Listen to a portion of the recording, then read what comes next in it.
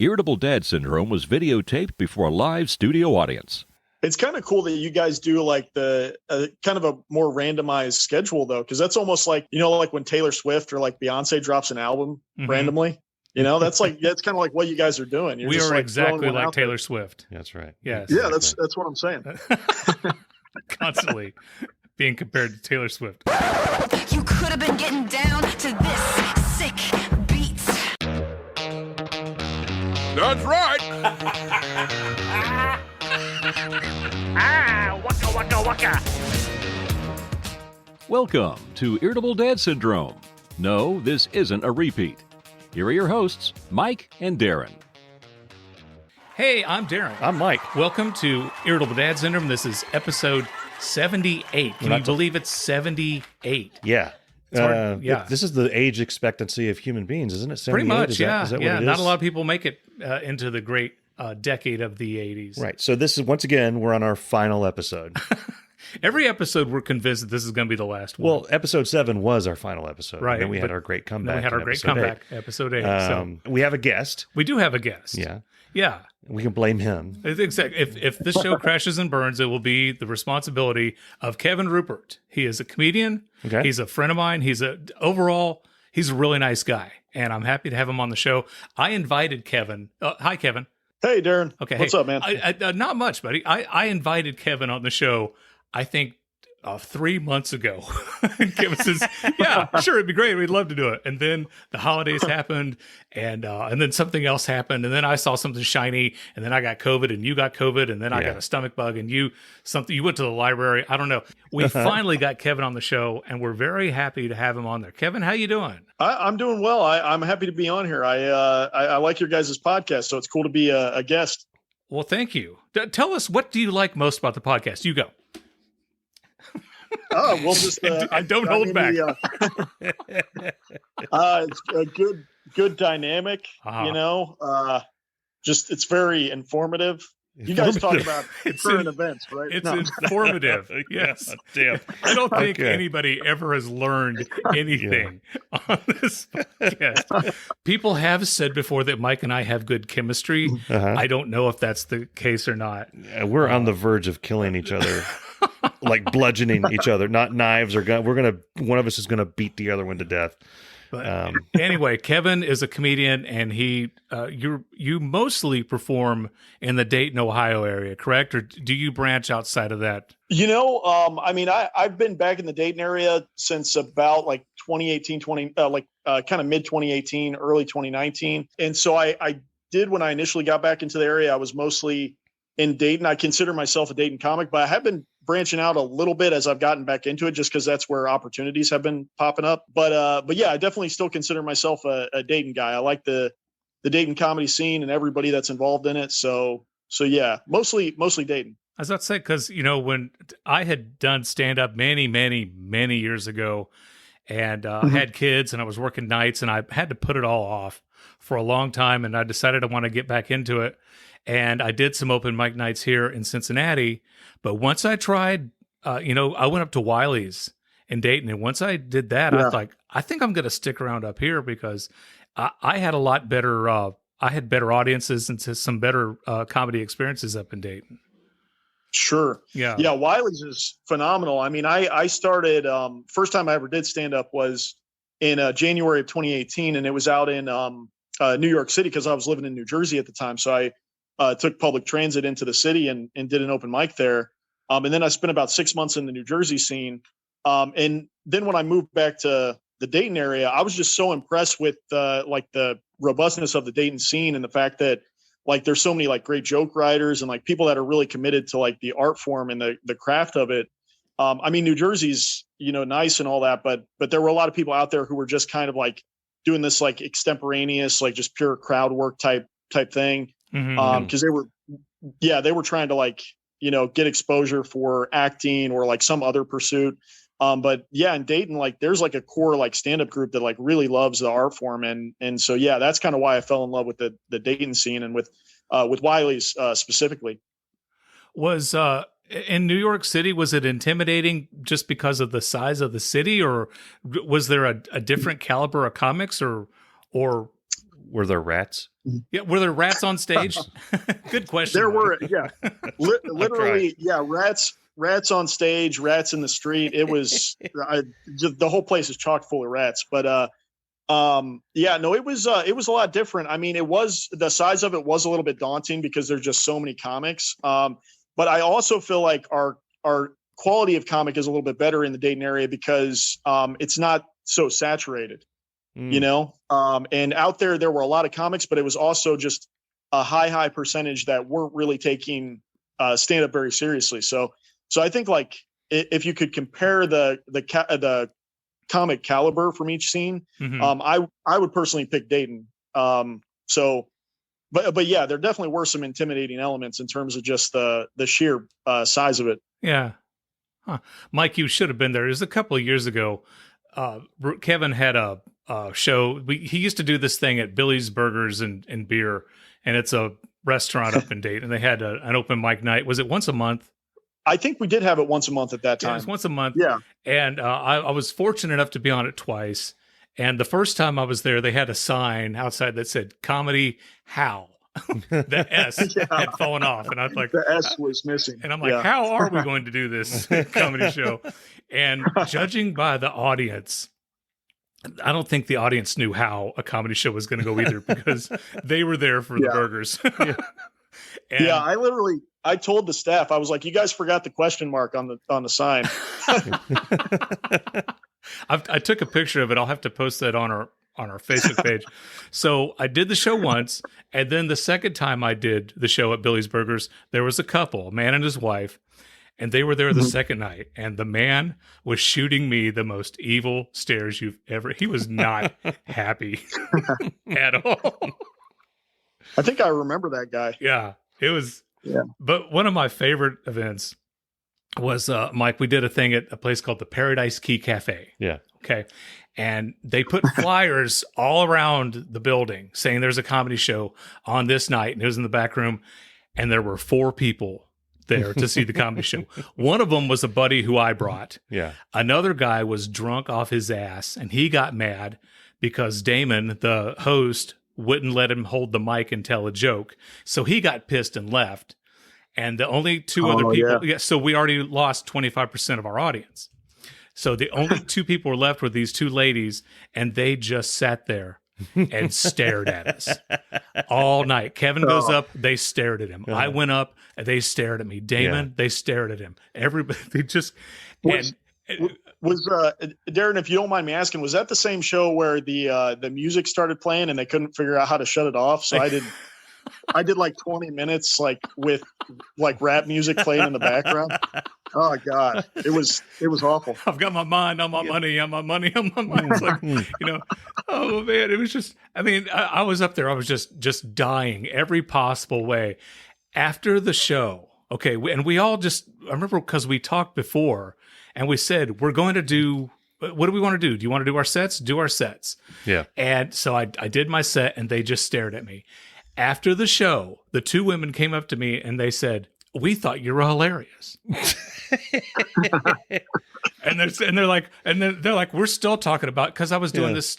I was doing all the Charlie Brown dances from the Christmas special. I was up there in front of 2 women doing all the Charlie Brown Christmas special dances. We're still laughing about that. Yeah. Like, well, would it have killed you to have laughed while I was doing it? Because I'm just up there dying. Oh my God! So was it like in Japan they consider it rude to make noise during a performance, so they'll just sit there. Was that like what it was? I think the 2 African American ladies were clearly going by Japanese culture rules. Well, that happens. So we have a guest. I want to get this out of the way. I feel like I got a little housekeeping to do here. Okay. So you guys, I'm sure in your walks of life, you've run across like a family of shut-ins that never have any guests or anything like that.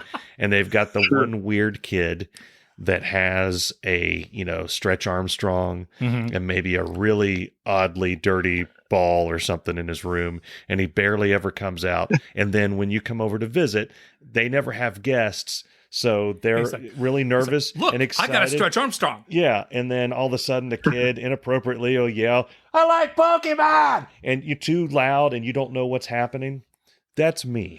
Okay. I'm trying to I'm just restrain waiting myself. for you to make a point. So let me get this out of the way first, Okay. because these are the two things that I think are hilarious to say when a comedian comes on, but will not be well received by you, Okay. by Kevin, or Okay. by the audience. Okay. But I Well- have to say them. One is, and Kevin, please don't answer this. Be funny. Okay, we've got that one out. We've got that one done. Okay. The other one is, and this is because I'm such a Norm Macdonald fan and a fan of his web show that he had. Mhm. Kevin, where do you get your ideas? Where do I get my ideas? Oh man, that Norm Macdonald had a co-host, and every week he would ask, "So, where do you get your ideas?" oh, Original, Mike. Oh, I Original. got you. I had to get that had to happen. I can now I'm out in the group. I can talk. I do have some serious questions about comedy. Okay. Because my wife has asked me, you should do an open mic, or you should try to do one of these things. I think you would do well with open mic. Here's the thing. Uh-huh. I don't prepare. I don't Your name is prepare. Mike. You've already got half of it covered. Okay. I don't prepare at all. Okay. Well, you would need to do that. See, I don't think that I could be funny if I prepare. Oh man, Kevin, how many people ask you if you just go up and wing it? What happens if you wing it? Have you ever winged it? sure. Yeah. And I think Darren probably has too at some, I mean, the difficult thing with winging it is that if you hit one of those, like if the nerves take over and you hit one of those moments where you're like a deer in the headlights, then you don't really have too much to fall back on. Right. Yeah. So that's kind of why it's good to like have, like an act or like material that you can default to. But there is something to be said for winging it sometimes, depending on the circumstance. What do you think, Darren? What's your take on that? I'm not talented enough to wing it. My memory is horrible. When I go up on stage, not only do I don't have it memorized word for word to where it sounds robotic, but I have a set list and I usually keep it in my hand because I forget my act all the time. Sure. And I'm not skilled enough with crowd work. I can do a couple of, I can ask a couple of questions in between, but there's no way I can do 5 minutes of just winging it. There's absolutely no way. I'm not that good. I'm not that talented. Yeah. Crowd work and those spontaneous interactions, it's almost like a slightly different skill or slightly different art form. It's there's like an improv element to it that, some people's brains are wired for, and others are like, me and Darren, like we're more like kind of, we write a joke out and practice it and all of that stuff. Yeah. So yeah, it does kind of depend on the person, but who knows, Mike, maybe you're one of the kind of more improv, like crowd work people. So it couldn't hurt to try it and, see how it goes. Well, one of the things that bothers me is because my wife is always the one telling me that you need to go do this. And she says, you're funny when you say this. And I was like, these and this and this. I was like, those are all stories that require you to have known me for more than a year or two. Exactly. I can't get up in front of the crowd and say, hey, remember that time I did the something? It's going to be crickets. And now I have. And I'm like, he wanted a loaf of bread. Yeah. Yeah. And now I have in my head the fact that I could have people out there that think I am a riot and won't react. They'll just stare at me. Yeah. So, well, I mean, it's and again, I'm not going to begin to sit here and tell you that I know everything about comedy, but I know, you try to do material that's broad reaching. Okay. You try to do something that appeals to, I have a few different acts that I do. One is a lot of jokes about being married and having kids. And then another completely different routine that I have is just a lot of one-liners, a lot of introspective, a lot of weird things, kind of like, and I'm not comparing myself to Mitch Hedberg or Stephen Wright, but they would do jokes like that. Just you say one sentence and you move on to something else. And those are the ones that I really keep written down in my hand because I just can't remember them. But Kevin, now Mike had a good thought because, I'm married and Mike's married. We have kids and a lot of our stories involve that. And then we talk about them on the podcast. But where do you get your material? Because are you still a single guy? I am in a committed relationship, like we've been together for a long time, probably like common law married or something along those lines. Right. But yeah, we haven't done the kid thing. We do have like a bunch of animals, so there's probably something there. But mostly, I'm still kind of figuring out, and maybe this is the case with you too, Darren. I'm not totally sure, but I'm still kind of figuring out my comedic voice. Like I'm kind of all over the map. Like sometimes do like absurdist jokes. Sometimes I'll do like observational stuff. Like I'm kind of still, drawing stuff from a lot of sources. I think that's good. Okay, so as a non-comedian from the sidelines, but a big comedy fan, one of my big pet peeves with comedians is the one note. Like if you get a fat comedian come out and every joke is a fat joke, right? Or whatever, if they have some kind of physical impairment, that every joke has to be about that. Yeah. And it's like it's hilarious for the first 30 to 45 seconds. And then you slowly realize, oh my God, we're going to be listening to jokes about their left ear for the next 20 minutes. Yeah. Louis Anderson, after about 8 or 10 years, realized, I should stop with the fat jokes. Yeah, when his first appearance on Carson, it was all fat jokes, and it was insane. It was hilarious. Yeah, it was hilarious. But he can get away with that because he was a large guy. Yeah, it's like, it's like. But I tell white, bald guy jokes, and those go nowhere. Yeah. I'm gonna go tell. How many times can I say I look like Walter White? Okay, there you go. I'm gonna go tell skinny guy jokes. I'm gonna just break the mold. This portion of Irritable Dad Syndrome is brought to you by Diff Liquid Concentrated Wallpaper Stripper. Let me tell you something. The fine folks at Diff, well, they don't screw around. Diff has a unique enzyme action formula that dissolves old paste and cuts wallpaper removal time in half. Do you like to futz around and spend all day doing stupid home repairs? I didn't think so. A few years ago, I was helping my buddy Roger do some stuff around his house, and he needed some Diff. So we went to the bar, had a few drinks, and then rode to the local hardware store. And you know what? They didn't have it. Well, we got on our horse and got the hell out of there and went someplace that did. Then we went back to the bar for some more drinks. Boy, were we glad we made that decision. Diff, it's the only one that really works. Now back to you, Buck and Dusty.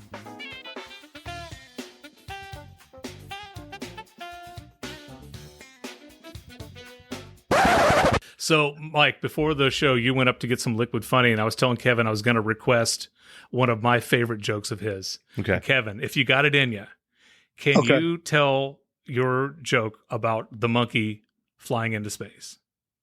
Oh, man. I haven't done that one in a long time, and it is kind of a long one. But basically, if I'm remembering correctly, so I watched a documentary a few years ago, and it was about how before we sent people into space, we used to send monkeys. And there was one monkey in particular. His name was Ham, and so they shot him up into space. He orbited a few times, splashed back down in the Pacific Ocean. And in the documentary, they had footage of the aircraft carrier going out to retrieve him. So they get him out of the water. They crack open the capsule. And, Ham's as happy as can be because he's a monkey. That's just kind of, his thing. Because he's a monkey. Yeah, exactly. But then they go, good job, little guy. You completed your mission. Now here's your reward. And they hand him one banana. Now listen, guys, I'm not an expert on how much NASA should be paying their space monkeys, but I did play a lot of Donkey Kong Country growing up, and pretty sure that one banana isn't sufficient compensation for going to space. Like what does this guy have to do to get 2 bananas? Colonize Mars? That's kind of the general, the general concept. Classic. And Mike and Kevin did this at the Paradise Key Cafe. And it's a hilarious joke. Yeah. Good job, buddy. And the 2 ladies just stared at him. Yeah, they did not like it. Oh no, they probably thought it was hilarious, but they just. Oh, that's right. They just stared at it. Oh man.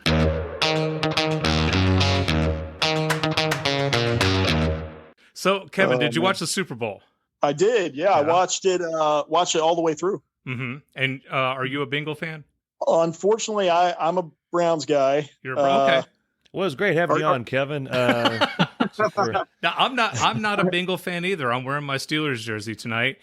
And a couple weeks ago, I had even said, since my Steelers were out of the playoffs and the Tampa Bay Buccaneers were not in the Super Bowl, I had no one to root against. I had said, I'm going to root for the Bengals because my oldest son was rooting for them and my wife was cheering them on. Even though we're all Steeler fans, they decided to side with our great city of Cincinnati. And Sure. I tried, but as soon as I saw Joe Burrow walk in with that suit like he was going into a Digital Underground video, I couldn't do it.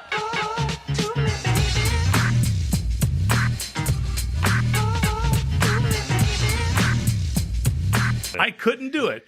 He was wearing a gray, like a silver and gray and black tiger suit and this funky looking cowboy hat. Honestly, he looked like a pimp. Okay. The boy looked just like a pimp. Yeah. And I was like, I don't dislike the guy. I'm not going to kick the Bengals while they're down. Yeah. But Joe Burrow looks like a pimp. I think he looks like Kevin Arnold. And no, is that the not kid? Kevin Arnold. That's the kid from Home Alone. That's a kid. No, Kevin Arnold is the kid from Fred Savage. Fred Savage. Oh, Fred Savage from The Wonder Years. Yeah. Kevin, Mike, you can cut all this You out. can edit that out. Yeah. Okay. So, No. Super Bowl, I have an Mike apology. thinks that he looks like Macaulay Culkin. Macaulay Culkin, yeah. Yeah. So, sure. Yeah, very similar. I have to get out an apology to Jason Durbin. Okay. The Super Bowl. Okay. I think he was about to invite me to watch the Super Bowl because he's a very intelligent man. Very intelligent. And he keys into the fact that I'm not very good with people.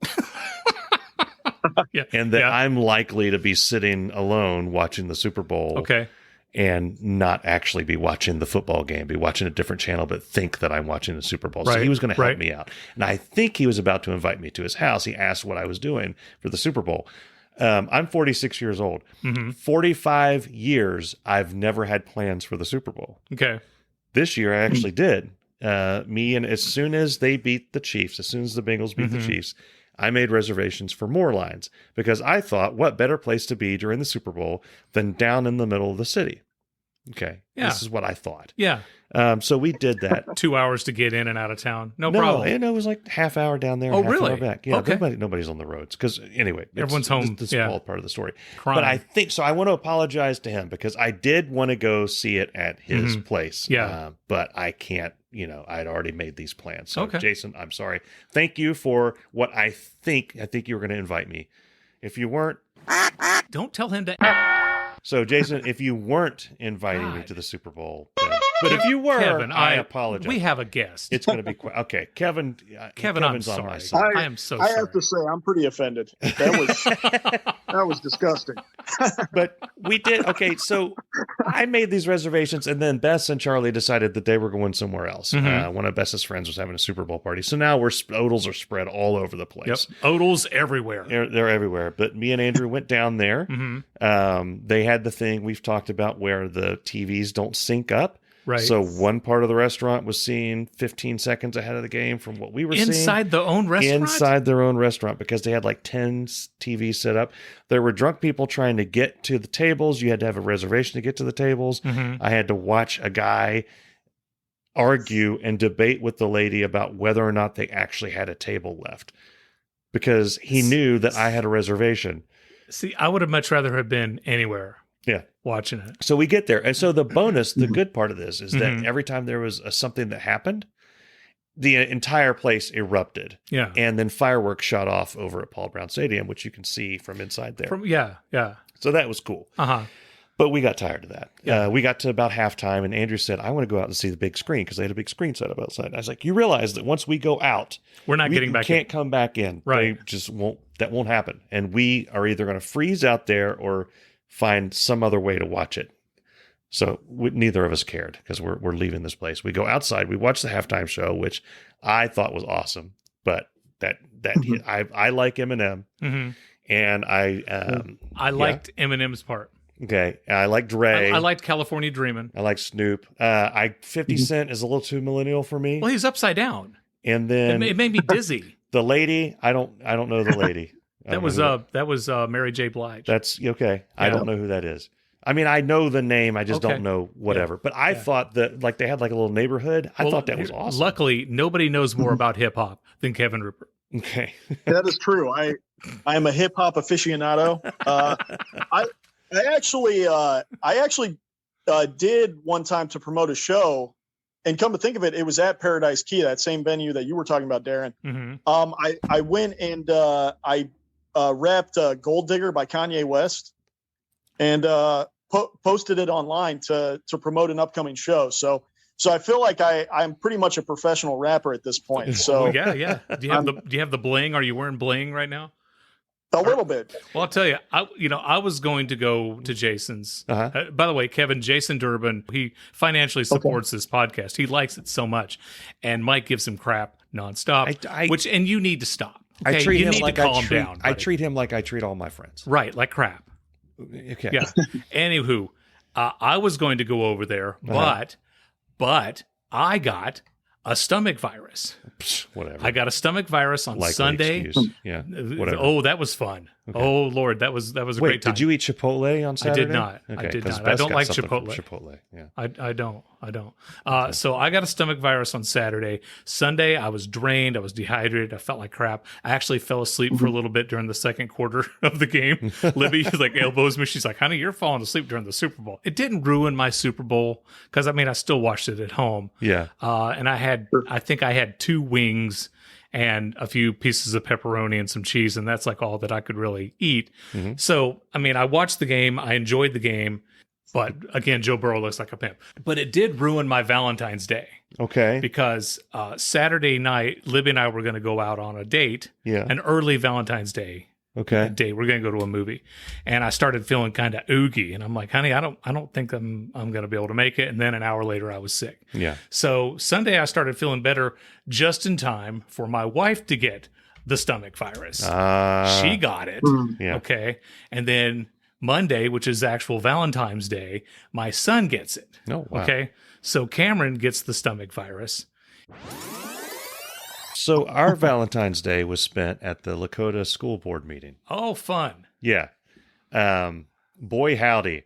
So as a fan of Parks and Rec, it was very difficult for me to not crack up laughing multiple inappropriate Was there times. the one microphone in the middle when people would walk up? It wasn't in the middle. It's off to the right. Okay. And they did have a section for a half hour. People are allowed to come up for 3 minutes, and you have to tell them in advance that you're going to talk. So my plan was I was going to talk. But then I thought, no, I want to be at one of these and see the general gist of it. Right. Within 5 minutes of open mic, I was kicking myself for not signing up to go up there because they have the 30 minutes. Now you have to talk about an agenda item. Okay. Now they have a second one. We couldn't wait around for that one because we were starving. They have a second one that is best described as the Morton Downey Jr. show mixed with Jerry Springer. People throwing chairs. You could talk about whatever you want, And the entire time I'm just sitting there giggling because I'm thinking of so many Parks and Rec references where people would stand up and scream about, my dog ate another dog's feces in your park and it's your fault. Kevin, have you ever seen Parks and Rec? Oh yeah, I love that show. Okay. So the funnest part for me, besides listening to all the people get up there and say their piece, was the characters up on the stage. I looked at them as characters, like characters. Yeah. And there was one up there. I'm not going to be political. We're not a political show. No. There was one individual up there. No matter what was said, everyone in the crowd would laugh and be like, whatever. And then there was another one. I think all the kids should get free notebooks. There was another one. He was, and I just gave his gender.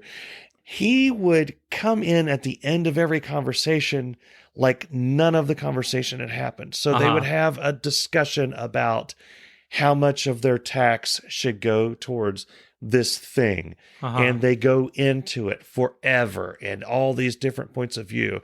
And then they get, to the end. It's like, does anybody have anything else to say? And he's like, how much of our tax should go to this thing? And everybody looks at him like, what the hell? And it was like every topic, there was a big mask debate, that happened in there.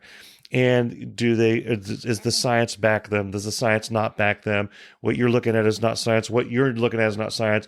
F you, well, f you. It's how these things were going. And then at the end of that one, he said, I think we should discuss the pros and cons of masks. And it's like, what are you doing, man? How did you get elected to this thing? Oh, he was an elected official. He was an elected official. Okay. So there was one part that got a little spicy. I don't know if that's the right word, but I'm going to go with it because it's my my show and I don't care. Little heated. A little heated. Okay. Wherein one of the elected officials accused the superintendent of, quote, hiding something. Ooh. And leaned forward and said, what exactly are you hiding?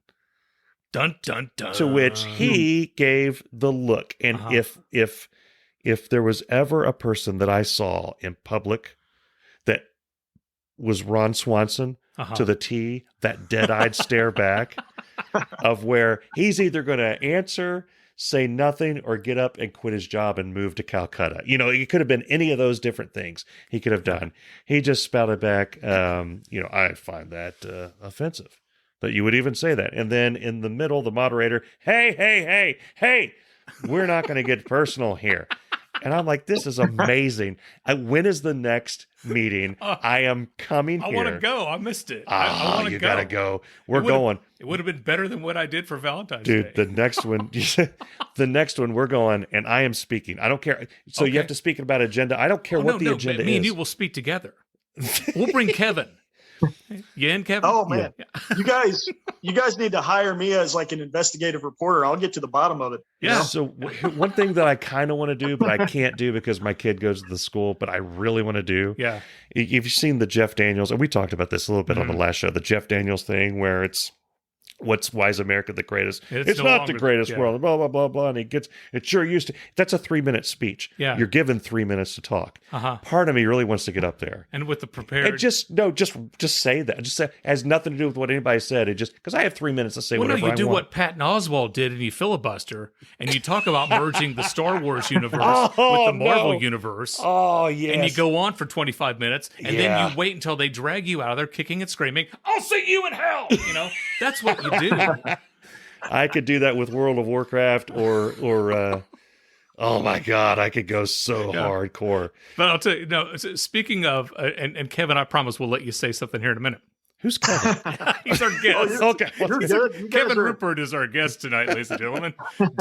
Famous Dayton extraordinary comic. Saturday, Cameron had a swim meet. Okay. And my wife had volunteered herself to help out with the swim meet. And under the volunteer, she signed up to be an announcer. Okay. Well, she has lost her voice. So she's like, honey, I'm going to need you to announce for me. I'm like, wait, I'm going to be announcing at a swim meet. You signed up for this, lady. I know absolutely nothing about a swim meet. Okay, I know nothing about breaststrokes and the 200 meter and none of that. I know a little bit about breaststroke. Well, I get there and they explain, this is when you announce this. Basically, we need you to say all swimmers in event 1 line up. And then when event 1 is halfway through, then you get swimmers for event 2 to line up, blah, blah, blah. The only other things they mentioned was there's a coffee truck out in the parking lot, Tiki's. Please mention that they're there. They have hot chocolate. They have hot cocoa and tea and shaved ice. And then, and that's like it. So I've got a microphone in my hand. Okay. I've done stand-up before, and Libby saw the look in my eyes, and she says, Darren, no stand-up. Yeah. No stand-up. no funny stuff. Just do the announcing. Yeah. Fine. And so I'm sitting there, and Kevin, you would have died doing this too. Because did you ask the kids in the pool to look for your contact lens? I was as straight and as narrow as I could possibly be until there was a break. The judges were trying to figure out what event or there was a timing issue or whatever. And I was like, I'd like to remind all you fellas out there that Monday is Valentine's Day. Do the right thing. Get your wife some flowers, some chocolates. Run up to Kroger. They've got it all right there. Valentine's Day, Monday. And all these wives look at me and go, and my wife is across the pool. She looks at me. She's just shaking her head like, you just couldn't do it. You just couldn't do it. We interrupt this program for an important announcement.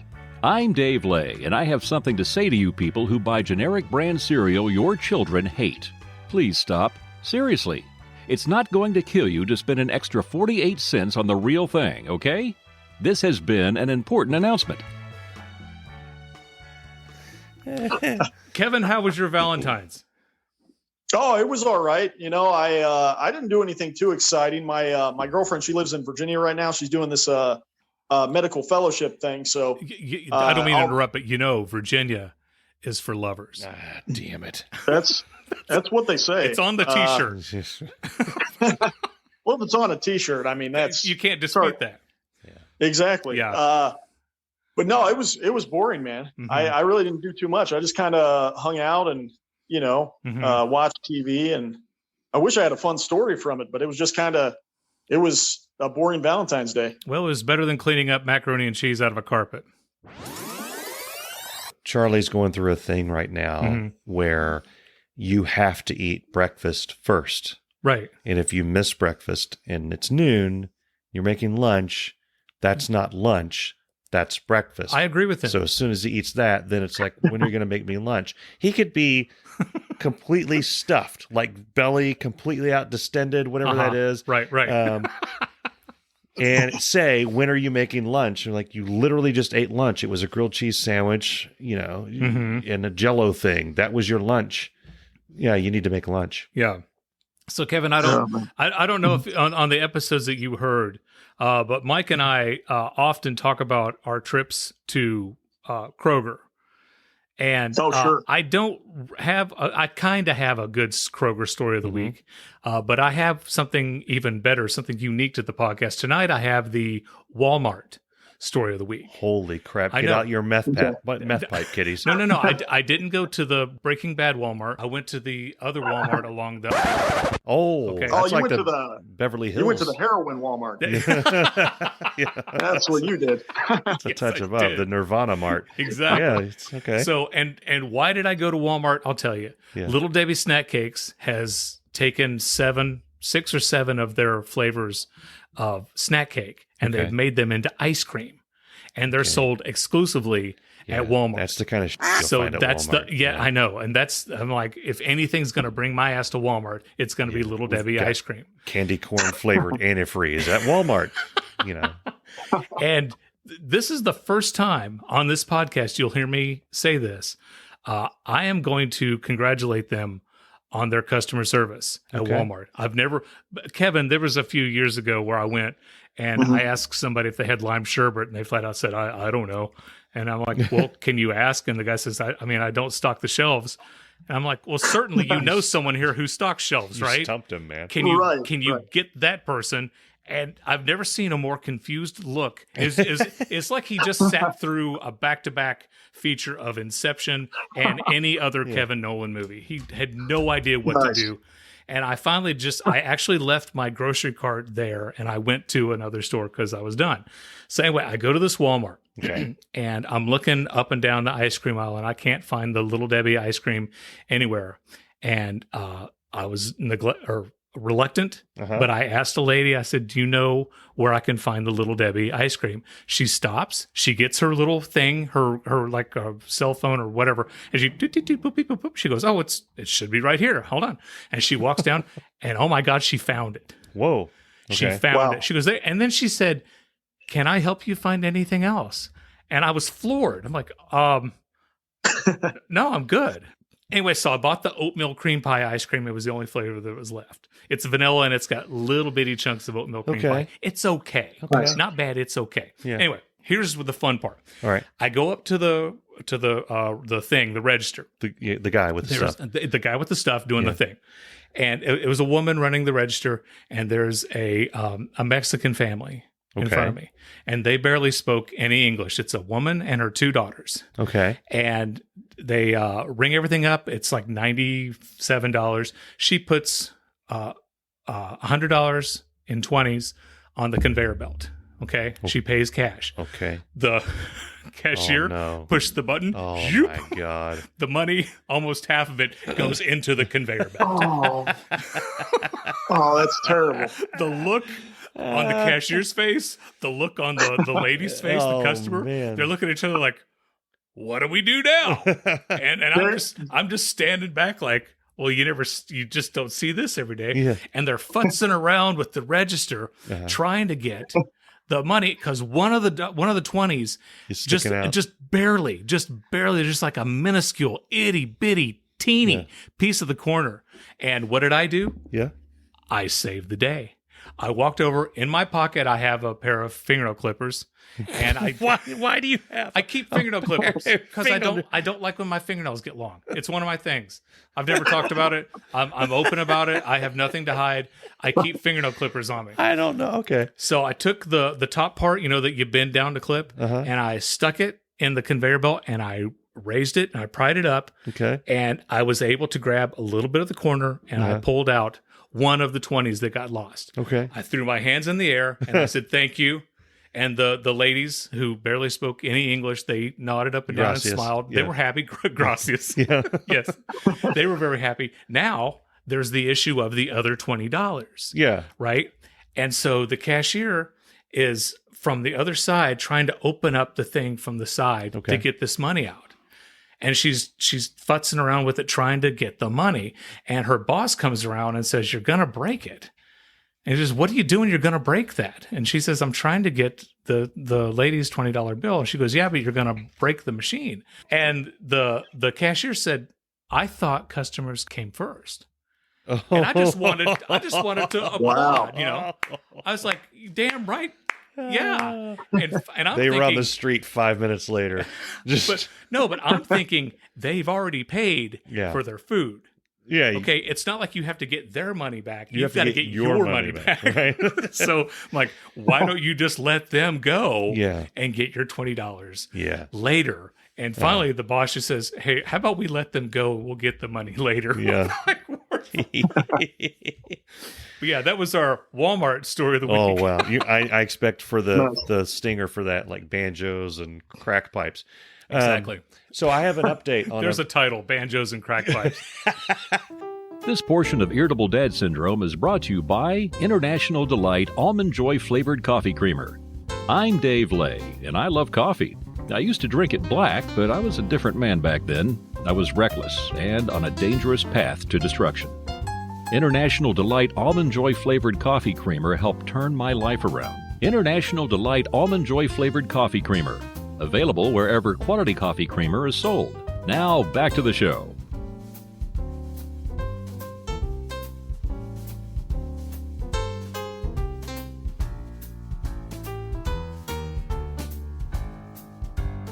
Hey, what happened?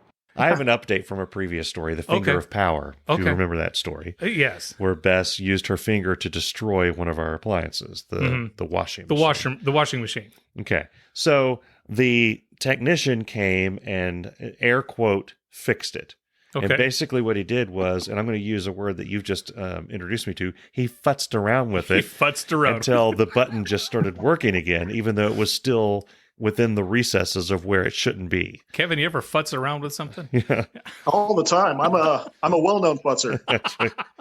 Yeah. So I was doing some laundry and, we couldn't push the button in any longer. We had to just raise the button lightly and the cycle would start. Well, it didn't start. And I tried to push it a little further. There was a weird snap and now it ain't working. So I get on the computer and I look at what we paid this guy to fix it before. We paid $200. They charge you $120 just to come to your house to even see what the problem is. And that's crazy. Yeah. So at this point, I'm like, they've already been out here once. Let's throw money at the problem.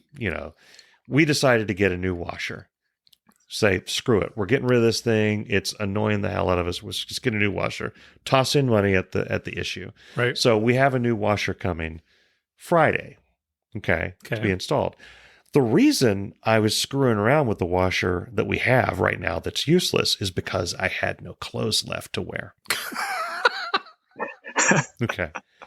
So how often do you do your laundry? I wait till the very last second. Like I have several. I have like 2 or 3 emergency boxers. But I don't have emergency pants.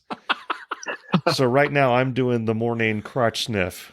Which ones are the worst, and then put those aside and wear. Yeah, he agrees with me. Emergency pants. Yeah, emergency pants. So today I hit a weird situation wherein I had no pants to wear tomorrow. So I told Bess, I'm going to throw more money at the problem. I went to Old Navy because, as I said before, they have the athletic taper. which is Old Navy for 40-year-old fat guy. They just fit me right, and they say they're athletic, and I'm not, and I think that's wonderful. It's those are called sweatpants. Yeah. So in my size, Which nobody sweats while wearing them. this may shock you, my size is not a common size at Old Navy. There were only 2 pairs of jeans in all their different colors of the athletic taper that fit me. One was your standard, I'm going to go to Wal-Mart jeans, and the light blue, whatever. And then they had black jeans. And I hate black jeans with a passion. Why? Because I'm not a vampire. What? And I don't like the way I feel like I should be wearing a Misfit shirt or a Typo Negative shirt or something when I wear black jeans. No, you put on black jeans and then you start emulating Johnny Cash. There you go. Thank you, Kevin. I don't do vampires wear black jeans or like slacks? In my world, they wear black jeans. You know what I mean? But yeah, I think slacks. They were no. Bloomers? I think I like where Kevin's going. They were a nice pair of pleated They do. with a belt, know. suspenders. Dress shoes. You know, you're gonna be biting people in the neck. You want to look good. That's You know, true. you don't want of all the vampires are more stylish than like the werewolves and the Frankensteins and Right. the mummies. I can't find a place Werewolves. I can't find a place to edge it in, but I want to use the word pantaloons. I love that word. Anyway, so I buy these pants, Dungarees. and then I have to go to Target to get underwear, t-shirts, and socks. So now I'm covered You until had to Friday buy hits. all new underwear because you wore all your I'm clothes. wearing. I was. Now I'm wearing my new underwear. This morning I was wearing my second emergency pair. Okay. I don't have that many emergency shoots, man. I had no more things to open. I was going to hit the ground and die. I needed to wear something. I'm not going commando. Right. I'm not too doing old that for again. that. Yeah. Here's an idea. I'm just throwing it out there, but couldn't you just cut the sweaty part out of the underwear? You know what I mean? Like Just let my junk fly. yeah, the part that smells, you just cut it out, and then you still got something on there. Well, for Mike, it would just be the elastic rim. Yeah. He's basically wearing a rubber belt. I'm too afraid I get snagged on something. Yeah, that's a good point. Yeah. Well, Kevin, we're coming to the close here, but you had some big news concerning the comic scene in Dayton, and there's also an event that's coming up. And why don't you tell everybody about that? Oh yeah, so Barrel of Laughs Comedy Show is returning to Springboro on February 23rd. So that's super exciting. It'll be our first show back since the pandemic.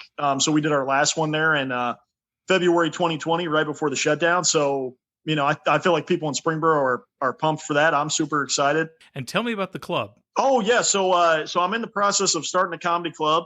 The goal is to have it open by October 6th, 2022. So later this year. Kind of a big deal. Yeah. Yeah, no, I'm excited, man. I'm hoping it can, help kind of link up some of the different scenes, be kind of a nice place to connect people from, Cincinnati, Dayton, Columbus, Indianapolis. Still in the process of getting all the infrastructure and everything organized with it. But yeah, it's coming together, I think, in a way. So I'm pretty excited. Well, that's pretty awesome. cool. And something I was telling Mike is, you're a comic, you're a good comic. I think you're a funny guy. But one of the things that I've appreciated about you and the time that I've known you is you've helped a lot of people get stage time.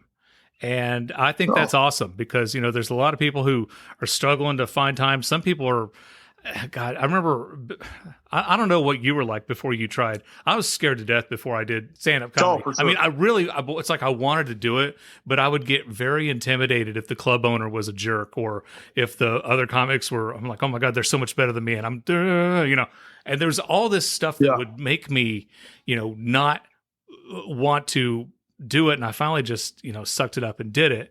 But it's like every time I've been around you and you've been doing shows and stuff, it's like you've always been welcoming And I appreciate it. I appreciate all the gigs that you've given me. But you're a good guy, and you're a good person to have in the Dayton comedy scene. Thanks, Darren. Yeah, same to you, man. I really appreciate it. Thanks for being on the show. Before we wrap things up, we want to tell people to go to our website, irritabledadsyndrome.com. If you like this episode, you can go back and you can listen to any of our other 77 episodes.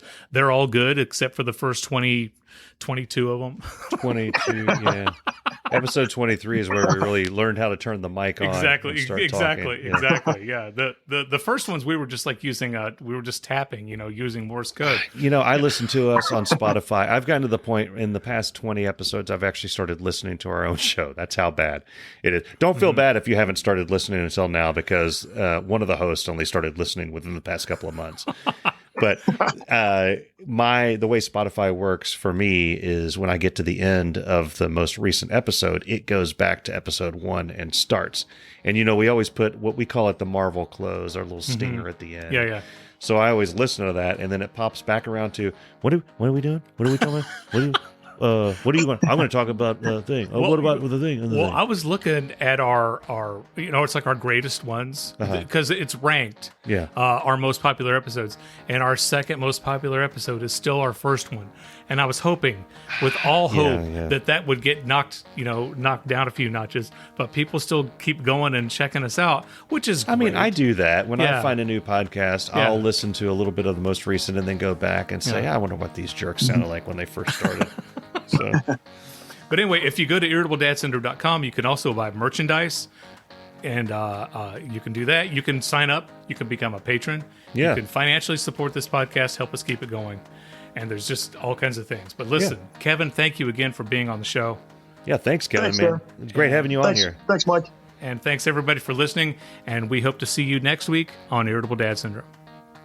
Well, the show is over, and I'm going to make me a grilled cheese sandwich. I make mine with Texas toast, cheddar, Colby, and American cheese. 2 pieces of hickory smoked bacon, and a big-ass slice of tomato.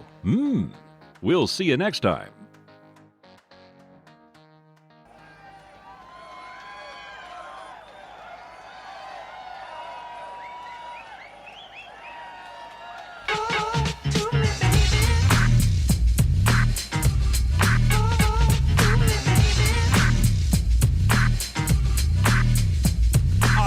What you're doing, because I'm about to ruin the image and the style that you're used to. Are we still recording? We're still live, yeah. Okay. I mean, it's okay. You can. Okay. Well, I didn't want to badmouth some of the other guests that we had.